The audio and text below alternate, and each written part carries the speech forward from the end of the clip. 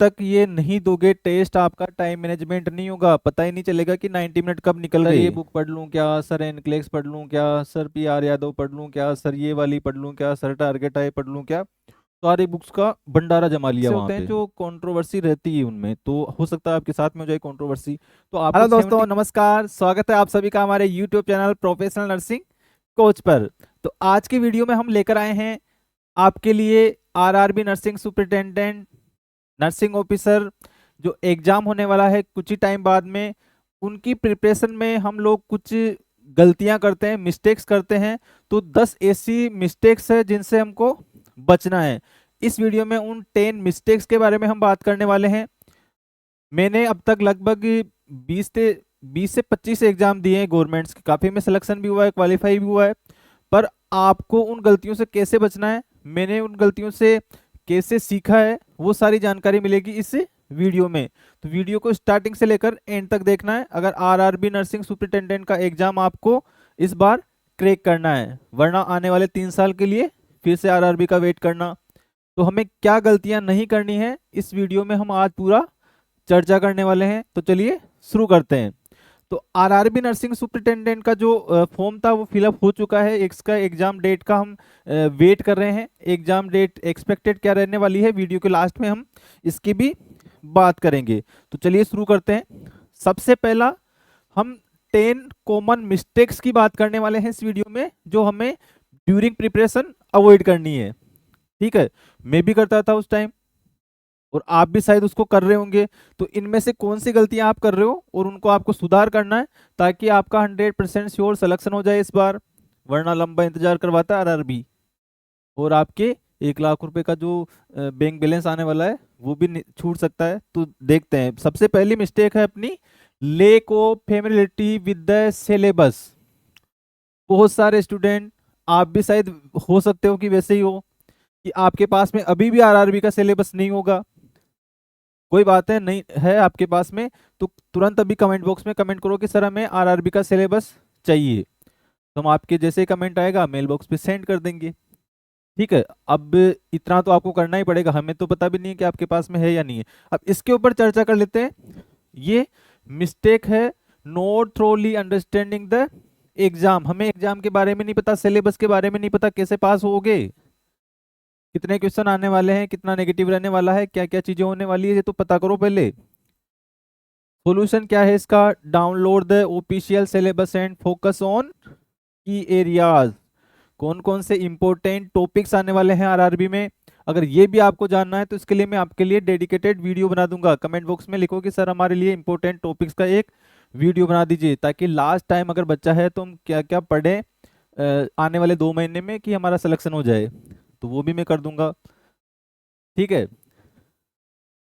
अब आपको सिलेबस कहाँ से डाउनलोड करना है, या तो ऑफिशियल वेबसाइट पे इसकी पे जाओ या हमें कमेंट करो, दोनों में से एक आपको करना होगा। ठीक है, जो भी इजी लगता है आपको वो करिए।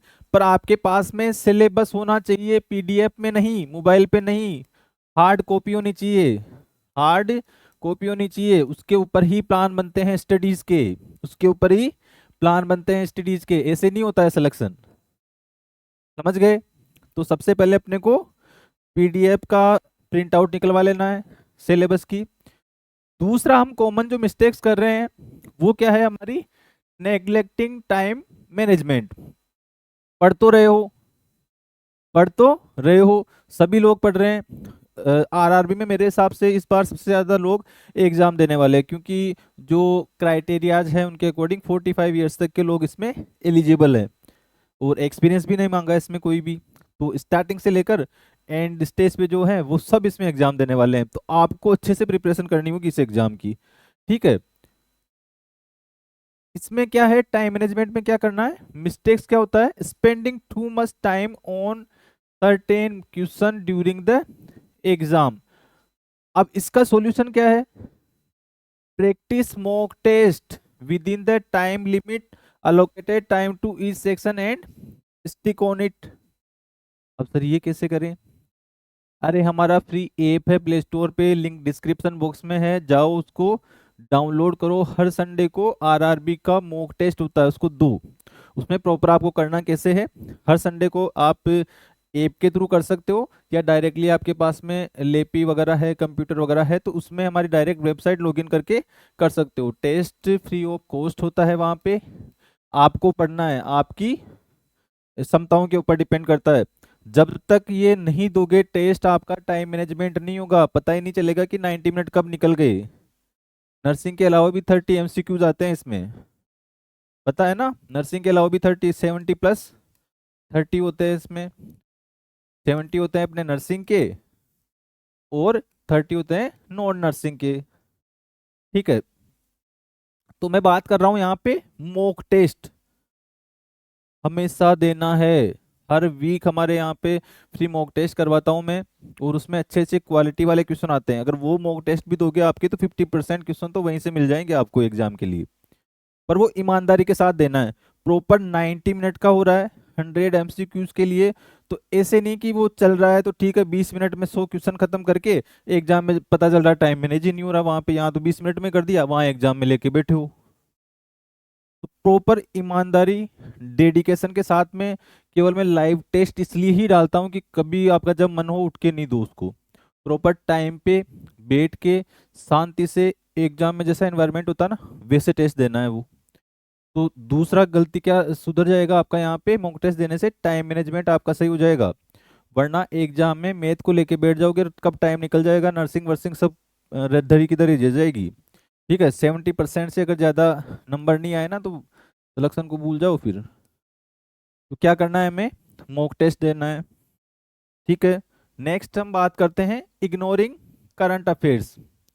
डेली हमारे एक जीए के सब्जेक्ट भी आता है, उसके 10 एमसीक्यू जाएंगे। ठीक है, तो आपको न्यूज़पेपर वगैरह से या इसकी बुक से रिलेटेड चीज़ें पढ़नी होगी। नहीं पता आपको तो कमेंट बॉक्स में लिखिए कि सर हमें क्या चीज़ें पढ़नी चाहिए, हमें बताइए, हम वो भी आपको बता देंगे। करना तो आपको ही पड़ेगा ना सब कुछ, पढ़ना तो आपको ही पड़ेगा। तो ये है हमारा जनरल अवेयरनेस को हम इस सेक्शन को छोड़ देते हैं कि चल ठीक है यार, जीके लास्ट के 5 दिन पढ़ के चली जाऊंगी, पढ़ के चला जाऊंगा, और फिर कुछ ना हो रहा है। ठीक है, इसलिए international news, national news, politics में क्या हो रहा है, मनी से रिलेटेड क्या हो रहा है, हेल्थ में क्या रहा है, वो सबसे जरूरी है चीज़ें अपने को जानना। फिर आती है फोर्थ मिस्टेक, होती है अपनी स्पीकिंग, स्कीपिंग मॉक टेस्ट। नहीं दे रहे हो मॉक टेस्ट, मैंने समझा दिया है, दूसरी मिस्टेक थी वो, पर फिर भी नहीं दे रहे हो मॉक टेस्ट। जिद पे अड़े हो कि हम तो ऐसे ही पास होके दिखा देंगे, हो जाओगे भाई, पर उसमें तुम्हारा चांस जो है वो 20-40% रहेगा। मॉक टेस्ट देके करोगे तो 70-80% चला जाएगा। किसमें फायदा है, मॉक टेस्ट में है ना फायदा, तो दो।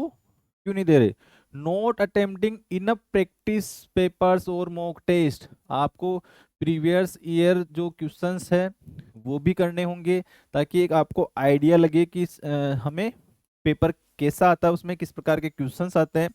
हर मॉक टेस्ट में आपको आपका प्रोग्रेस लेवल चेक करना है। जैसे पहले में आपके 40 मार्क्स आए हैं, तो नेक्स्ट में आपके 50 आने चाहिए, फिर 60 आने चाहिए, फिर 70 आने चाहिए, फिर 80 आना चाहिए। जब तक मॉक टेस्ट में ही आपके 80 नहीं आ रहे हैं, तो वहां पे तो भूल जाओ कि 80 आ जाएंगे, है ना। तो ये ध्यान रखना कि मॉक टेस्ट स्किप नहीं करना है। हमारी लिंक में डिस्क्रिप्शन में दिया हुआ है, उसको चेक करना। प्ले स्टोर पे आपको हमारा ऐप मिल जाएगा, सब फ्री है वहाँ पे, उसको जाकर देना। मैं खुद उसमें एमसीक्यूज देख देख के डालता हूँ जो एग्जाम में आने वाले हैं। प्रीवियस ईयर के आपको क्वेश्चंस पेपर चाहिए, तो कमेंट बॉक्स में लिखना कि सर हमें प्रीवियस ईयर के क्वेश्चन पेपर दे दीजिए, तो वो भी दे देंगे हम। एक बार देखो तो सही, एग्जाम को समझो तो सही, तब उसको क्लियर कर पाओगे। अभी भी नहीं कर रहे हो तो स्टार्ट कर दो जल्दी से। ठीक है, नेक्स्ट क्या है, फिफ्थ मिस्टेक अपना, relying only on theory. Only theory को रटे जा रहे हो, थ्योरी को रटे जा रहे हो ना, एमसीक्यू। देखो, थ्योरी के साथ में अगर कुछ बच्चे आप में से कुछ बहनें भाई जो है हमारे हॉस्पिटल्स में जॉब कर रहे होंगे, तो वहां से भी आपको बहुत सारी चीजें सीखने को मिलती है। तो प्रैक्टिकल चीजों को भी सीखा करो, प्रैक्टिकल चीजें भी आजकल पूछा जाता है ना। नोट सेट जैसे एग्जाम होते हैं ना, उनमें पूरा ही प्रैक्टिकल बेस पूछा जाता है। तो इसका भी कोई भरोसा नहीं है अरबी का कि उसमें जैसे प्रैक्टिकल चीजें पूछ ली, सीपीआर पूछ लिया, आईएमआईवी इंजेक्शंस पूछ लिए। ठीक है, तो ये प्रैक्टिकल जो नॉलेज है ना, अपने को थोड़ा सा हॉस्पिटल से भी सीखना चाहिए। थ्योरी के साथ में प्रैक्टिकल चीज़ों को ग्रेप करे जाओ और प्लस एमसीक्यूज डेली करे जाओ। हम डेली 20 एमसीक्यूज हमारे टेलीग्राम पे करवाते हैं, तो वहाँ से भी आप लोग ज्वाइन कर सकते हो। वहाँ से आपके क्वेश्चंस पूछ सकते हो मैं कि सर हमारे ये समझ में नहीं आ रहा है, इसको किस प्रकार से करें। तो आपको क्या करना है, प्रॉपर थ्योरी के साथ में प्रैक्टिकल सेक्शंस और एमसीक्यूज को भी ऐड करना है। ओवरलुकिंग द मार्किंग स्कीम, अब इस पे ध्यान देना एक बार। क्या है, forgetting about negative marking leading to case work. 90 question है, 90 मिनट है और 100 क्वेश्चन है। ठीक है, आ रहे तुम्हें 75 है, पर तुम करके आ रहे हो 100 के 100। अब यहाँ पे क्या होने वाला है, 25 एमसीक्यूज, यानी एक पे 3 कटने वाला है, तो कितना कट गया यहाँ पे, 8 नंबर तो इसी के कट गए तुम्हारे, और 8 नंबर कट गए 75 में से, तो वापस 65 के आसपास पहुंच जाओगे। तो आपको माइनस मार्किंग, नेगेटिव मार्किंग नहीं करनी है। इससे बचने के लिए आप क्या करोगे, मॉक टेस्ट दोगे। मॉक टेस्ट में मैंने एक एनालिसिस शीट दे रखा है, उस एनालिसिस शीट पे प्रॉपर अपना एनालिसिस करो कि मैं कहाँ गलती कर रही हूँ, मैं कहाँ गलती कर रहा हूँ, क्या मैं नेगेटिव ऐसे तुक्के में मार रहा हूँ, क्या मैं 50-50 पे ज़्यादा गलती करती हूँ, क्या मैं 100% श्योर होती हूँ उसमें मेरे ज़्यादा सही होते हैं।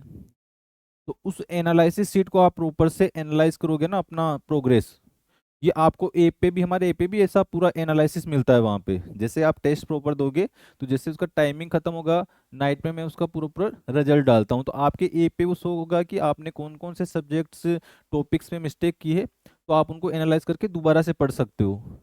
ठीक है, तो ये चीज़ें आपको करनी पड़ेगी। नेगेटिव मार्किंग से आपको बचना पड़ेगा। आपको पता होना चाहिए कि इसमें नेगेटिव मार्किंग 1/3 होती है, 1/3 होती है। तो 100 के 100 क्वेश्चन आना जरूरी नहीं है, 70 प्लस आना जरूरी है। ठीक है, 5-10 क्वेश्चन तो सबके ही रॉन्ग हो जाते हैं। वो कैसे बचना है आपको, उस पर फोकस करो। नेक्स्ट हम बात करते हैं ignoring health and stress management. बहुत सारे जो है ना स्टूडेंट्स बोलते रहते हैं, सर मेरे से तो पढ़ाई नहीं जा रहा, मेरे से तो ये नहीं हो रहा, मेरे तो घर वाले ऐसे बोलते हैं, मेरे तो घर वालों का सपोर्ट नहीं है। ठीक है, मेरे तो बहुत सारा काम रहता है। ठीक, और हेल्थ पे ध्यान नहीं दे रहे हो, गधों की तरफ पड़े हो, है ना, बेड के ऊपर ना उठ रहे हो, ना नहा रहे हो, धो रहे हो, आसपास में सफाई नहीं रख रहे हो, तो आपका माइंड भी उसी प्रकार से वर्क करेगा। फिर सुबह उठो, आराम से जल्दी उठो, थोड़ा सा एक्सरसाइज करो, हेल्दी डाइट लो, अपने आसपास के एनवायरनमेंट को अच्छा रखो, हेल्दी टॉक करो। ठीक है, तो ये सारी चीजें आपके एग्जाम में बहुत हेल्प करने वाली है, इसको इग्नोर नहीं करना है। समझ में आया? इससे आपका जो ओवर स्ट्रेसिंग है during preparation and neglecting health, उसको कम करना है। Maintaining balance routine with study, exercise and relaxation techniques, practice meditation to reduce exam stress. Exam stress तो कम करना जरूरी है।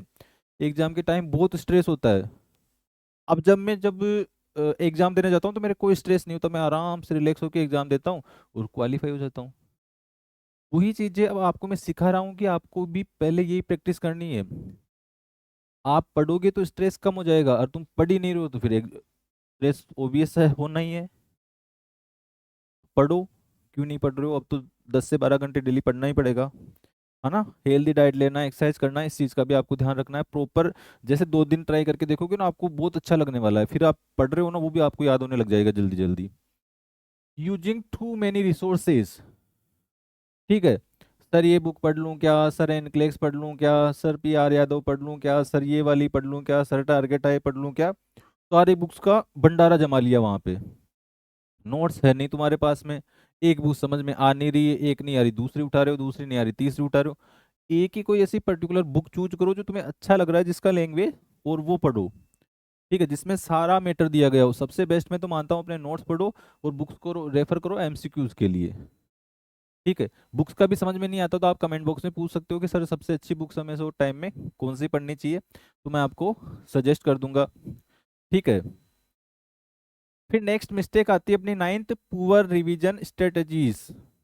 रिवाइज ही नहीं कर रहे हो, पढ़ते तो जा रहे हो पर रिवाइज ही नहीं कर रहे हो। रिवाइज का मैंने रूल बताया है कि हर वीक में रिवाइज करना है।